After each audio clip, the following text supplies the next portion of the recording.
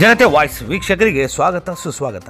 ತುಮಕೂರು ಹಿರಿಯ ರಂಗಭೂಮಿ ಕಲಾವಿದರು, ಕೇಂದ್ರ ಸಂಗೀತ ನಾಟಕ ಅಕಾಡೆಮಿ ಪ್ರಶಸ್ತಿ ಪುರಸ್ಕೃತರು, ಹರಿಕಥಾ ವಿದ್ವಾನ್ ಕಲಾಶ್ರೀ ಡಾಕ್ಟರ್ ಲಕ್ಷ್ಮಣ್ ದಾಸ್ ರವರ 79ನೇ ವರ್ಷದ ದಿನಾಚರಣೆಯನ್ನು ಇಂದು ಅವರ ಅಭಿಮಾನಿ ಬಳಗದಿಂದ ಶ್ರೀಯುತರು ಸನ್ಮಾನಿಸಿ ಶುಭ ಕೋರಿದರು. ಇದೇ ಸಂದರ್ಭದಲ್ಲಿ ಅಖಿಲ ಭಾರತ ದಲಿತ ಕ್ರಿಯಾ ಸಮಿತಿಯ ರಾಜ್ಯ ಉಪಾಧ್ಯಕ್ಷರಾದ ಇಂದ್ರಕುಮಾರ್ ಡಿಕೆ ಮಾತನಾಡಿ, ಶ್ರೀಯುತರು ನಮ್ಮ ಕಲ್ಪತರು, ನಾಡಿನ ಹೆಮ್ಮೆಯ ಪ್ರತೀಕ.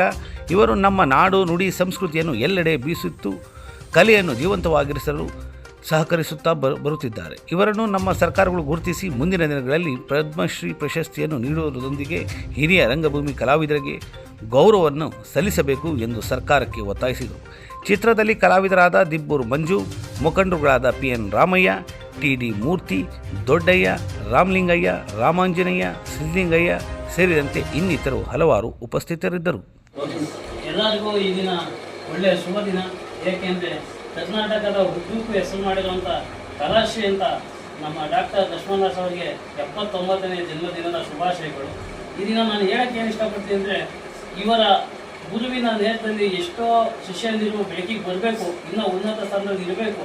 ಹಾಗಾಗಿ ಕಲೆ ಅನ್ನೋದು ಯಾರೊಬ್ಬರು ಸಿಕ್ಕಲ್ಲ. ಅವರ ಕಲೆಗೆ ತಕ್ಕಂಥ ಪ್ರೋತ್ಸಾಹ ನಾವೇ ಕೊಡಬೇಕು, ನಮ್ಮ ಕರ್ನಾಟಕ ಜನತೆ ಕೊಡಬೇಕು. ಅವ್ರನ್ನ ಗುರುತಿಸಿ ಈಗ ಏನು ಭಾರತ ಸರ್ಕಾರ ಇರ್ಬೋದು, ಕರ್ನಾಟಕ ಸರ್ಕಾರ ಇರ್ಬೋದು, ನಮ್ಮ ಲಕ್ಷ್ಮಣ್ ದಾಸ್ ಅವರ ಸೇವೆಯನ್ನು ಗುರುತಿಸಿ ಪದ್ಮಶ್ರೀ ಪ್ರಶಸ್ತಿ ನೀಡಬೇಕು ಅಂತ ಈ ಪೂರ್ವವಾಗಿ ಎಲ್ಲ ಸಂಘಟನೆಯ ಕನ್ನಡ ಪರ, ದಲಿತ ಪರ ಹೋರಾಟಗಾರರ ಚಿಂತನೆ ಪರವಾಗಿ ಸರ್ಕಾರಕ್ಕೆ ಈ ಮೂಲಕ ಒತ್ತಾಯ ಮಾಡ್ಕೊಂಡಿದ್ದೀವಿ. ಈ ಕೂಡಲೇ ಪರಿಗಣಿಸಿ ಪದ್ಮಶ್ರೀ ಪ್ರಶಸ್ತಿಗೆ ಆಯ್ಕೆ ಮಾಡಬೇಕು ಅಂತ ನಮ್ದೊಂದು ವಿನಂತಿ.